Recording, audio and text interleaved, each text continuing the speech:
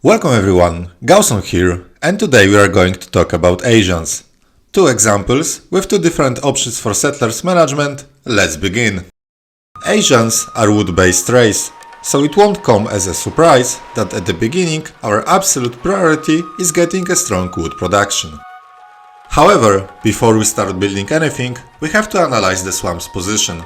Asians' greatest asset are their spells, and their mana production is entirely dependent on swamps.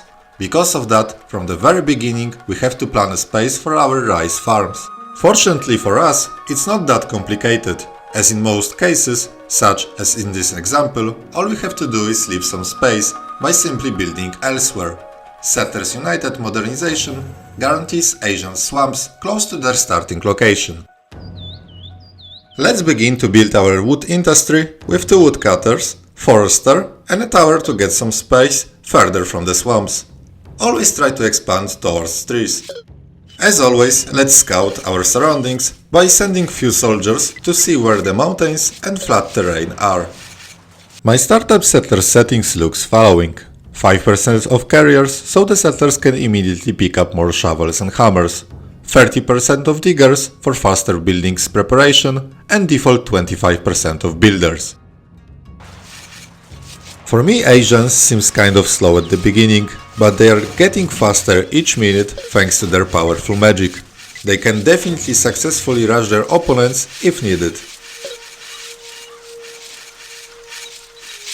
Let's place another forester.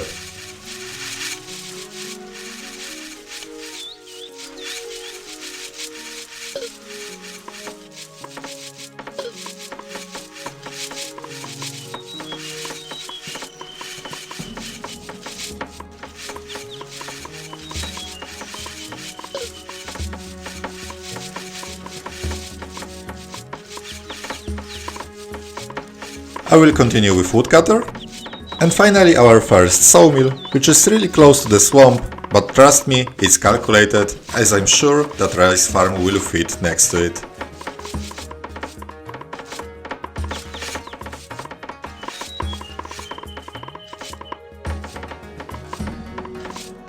Also, let's get some more settlers with a small house.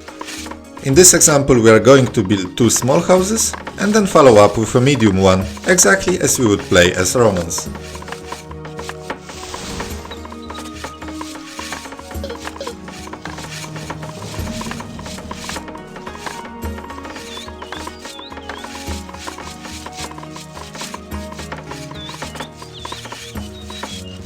Let's build another woodcutter.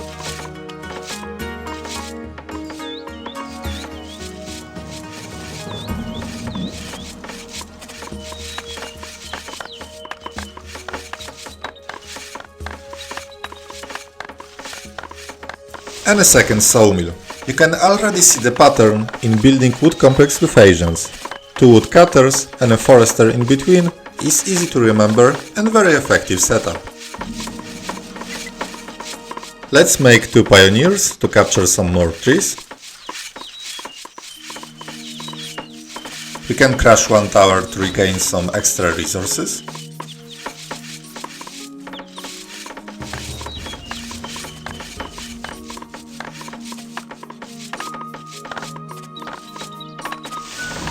Let's build two additional woodcutters and a forester in the north. It's quite hilly there, but we can allow ourselves to spend some time on shoveling, as we don't have enough wood yet anyway. A general hint: always try to plan your forest on hilly terrain, as you can't really use it, and the foresters are as effective there as they would be on flat terrain. Here we have close to perfect wood complex, which is usually not possible on more hilly spots. We'll see how to handle worse spot in the second example.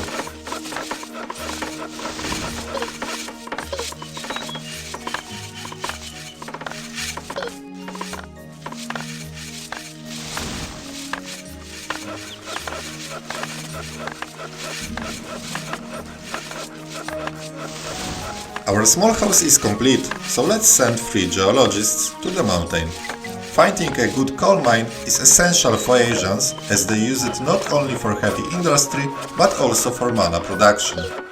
Let's place our second small house. Don't forget about digging. I've heard rumors that idle shovelers are getting depressed. As our shovelers are idle, let's prepare a rice farm for later.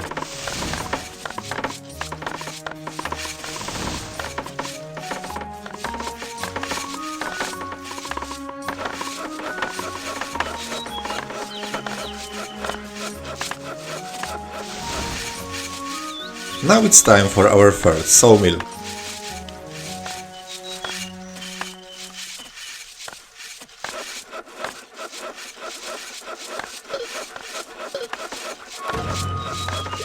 In this example, we will go for a medium house, which is my usual choice for a flat, open spots.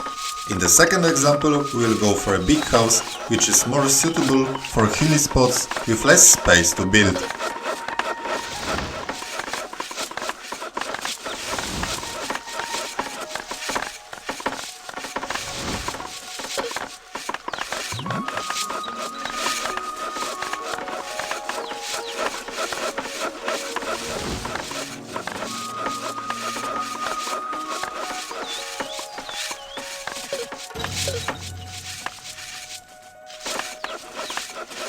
Fourth forester and seventh woodcutter are concluding our wood industry. Fourth forester is optional, but personally I like to add it, as forester costs only 2 planks and it will make sure that my sawmills are always working. If you have a lot of trees around, you should definitely build the 8th freelancing woodcutter to cut down extra trees and clear the area for the future.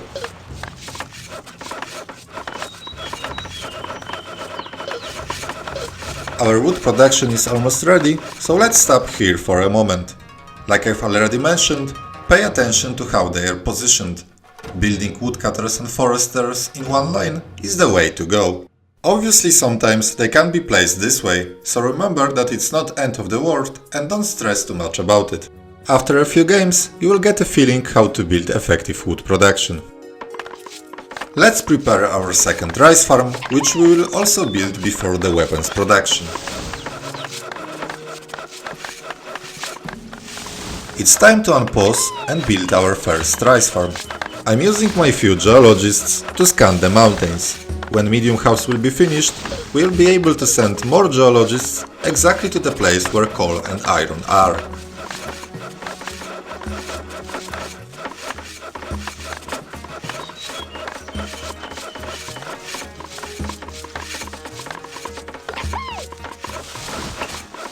Let's unpause medium house. It's time to plan our stone production. As you can see, Asians doesn't need almost any stones to build, as after so many buildings we still have it laying near our starting tower. However, they do need to gather stone to change it into iron bars with one of their powerful spells. I will place one more tower to the left to get some more space and an access to the water.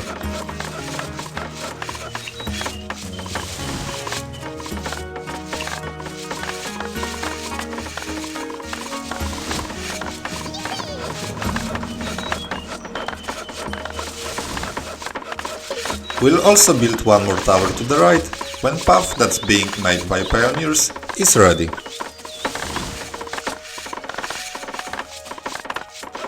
Let's unpause our second rice farm, which will be built after the medium house.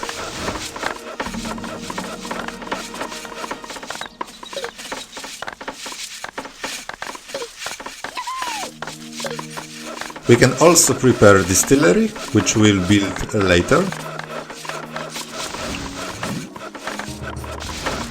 Let's prepare our third stone cutter.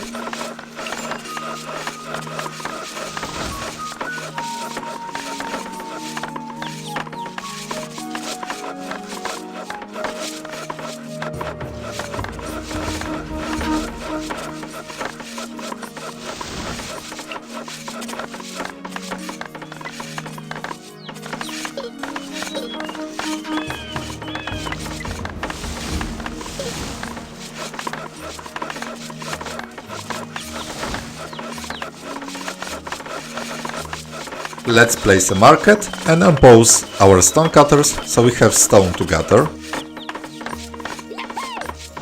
We finally have some more space, so let's plan a farm, which you should build only if you don't have strong enemies nearby and you can allow yourself to delay soldiers' production. Our fourth stone cutter is the last building in this example, so let's jump to the summary.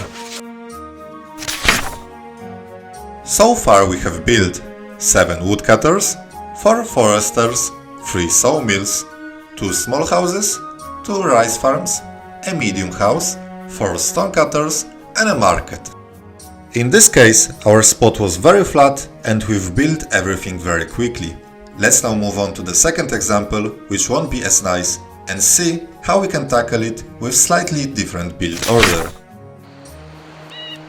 This spot is definitely not a dream one. It's quite hilly, stones are blocking us from placing wood production, and swamp, which we are usually quite happy to see, is simply too large. The beginning will be very similar as we have to focus on building wood industry. However, before we can achieve that, we definitely have to acquire more space. That's why I've immediately placed a tower and made 10 pioneers. Forget about building a beautiful wood complex which we had in the first example. Let's just make it as good as we can, therefore we have to plan very carefully. On spots like this, it's very important to scout, as we have to decide towards which direction we are going to build to. Our general plan is to focus on building wood industry as in the first example.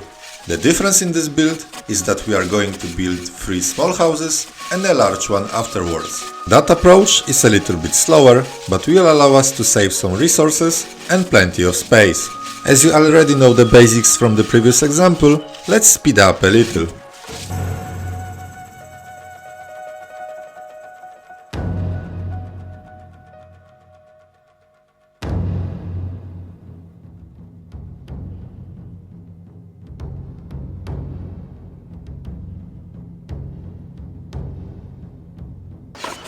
Notice how I'm placing a forester near the 2 woodcutters, one in front of the other.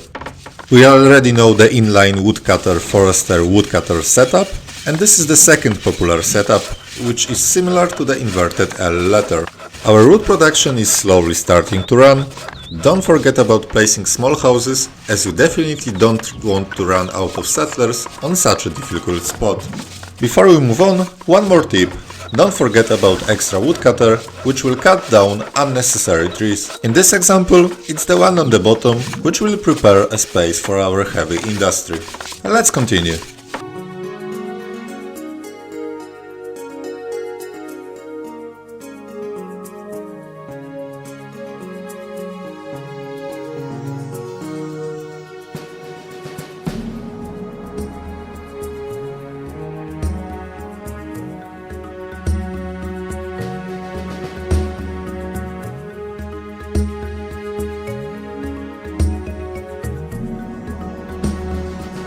Our wood industry is almost ready, so let's look for a place for a large house and 2 rice farms.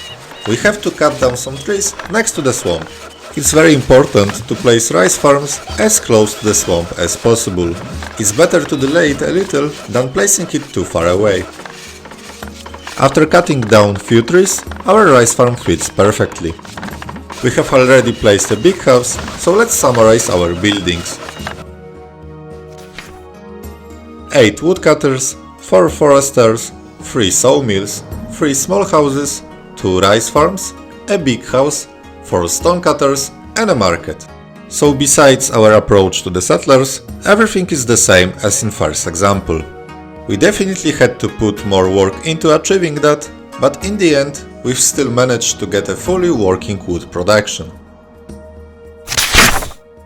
I hope that difficult spots will no longer scare you. That's all for today. Thank you guys for watching, and as always, see you in the next video.